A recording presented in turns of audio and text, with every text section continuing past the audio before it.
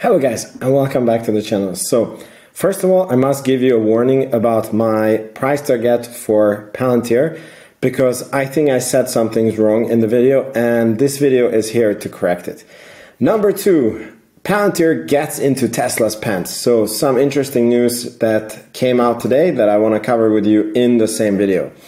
So I got reached out on Twitter. By the way, if you want to reach out to me on Twitter, just make sure you follow me at Vince is Bullish. It's been blowing up lately, and fellow Palantir reached out to me, and he told me that in my last video where I said that Palantir is going to reach $25 to $30 and is going to stay at that range, that I make extraordinary claims and I don't show my model that proves this. And I was thinking, and yes, he is correct in two ways. And that I miscommunicate something. So I'm here to set the record straight about my price target. I still think that Palantir is going to go up to around $25 to $30. It's going to shoot up there in the next few months. And then it's going to stagnate there until the company grows into its valuation. Now, I have a Palantir model that I've shown on this channel a lot of times, and I want to show you how I came to this, because I did mention in the video that if you change your assumptions, the valuation changes a lot. And this guy wrote to me that whatever he does with his DCF model, he cannot get to the valuations that I say. So here I just want to show how I calculate. So one thing that you need to know is DCF models, they are usually more pessimistic, and they are not the best for valuing growth stocks. So here I'm going to do a valuation that is a very lazy valuation that is based on the free cash flow. There is many ways, the adjusted free cash flow. So there is many ways to evaluate the company. This is, I'm sure some people are not going to like it. This is one way to do it, and I just want to show you. So this was my assumptions even back in May 2028. So you can see the revenue increases for Palantir 20% year over year. You can see the, what is it called, the estimate or the guidance for 2023. And then with the 20% growth year over year, we go to 25. And I'm very interested in what happens to the company at 2025 and 2030, and mostly at 2030, because I'm a very long-term investor, right?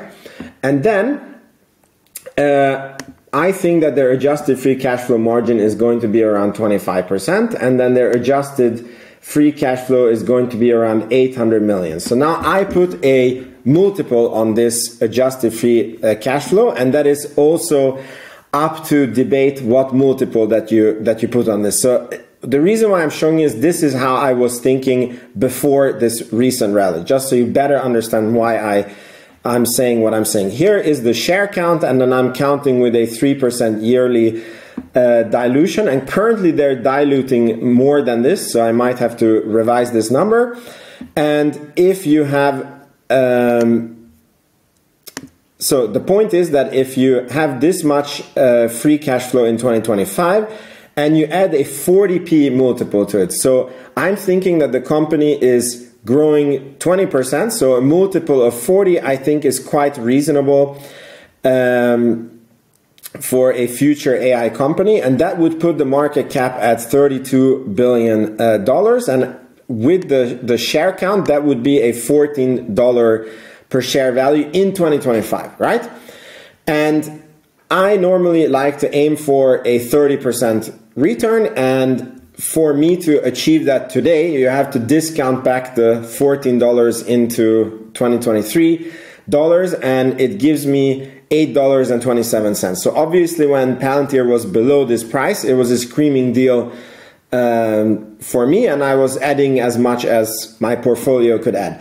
And this is what I meant, that we need to, because we are not in the bear market, and you know, it's a very educated bet to think that Palantir is going to grow faster. So if we just change the growth from 20% to 30%, which would be a very educated bet, you can see that the share price in 2025 would go to 18, And if you're willing to, and if you want a 30% return, you will get $10.51.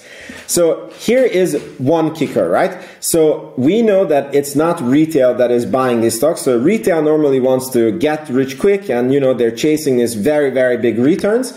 But if you look at the volumes of Palantir, I was actually just looking at today, look at the volume today. So this is 226 million shares, and this is about the average, which is 21 million shares. So it's a 10x volume between this, and you can see that the average of the last month is probably 5x the normal volume of Palantir. So this is big money, super big funds, smart money, really heavy hitter Wall Streeters buying in. This is not retail. Okay, so those guys, they're not trying to make 30% per year. They're normally, what they do is they say, let's say the S&P 500 has an average of 9% per year.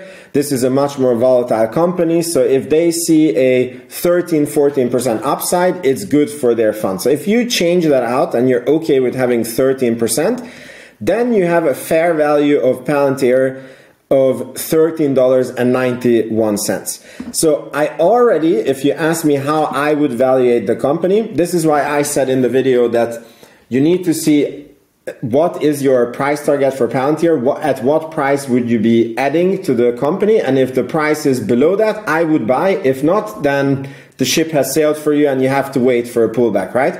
So for me, I would like to count with at least a 20% return. So it would be that if the price is below 12.33, I would be buying.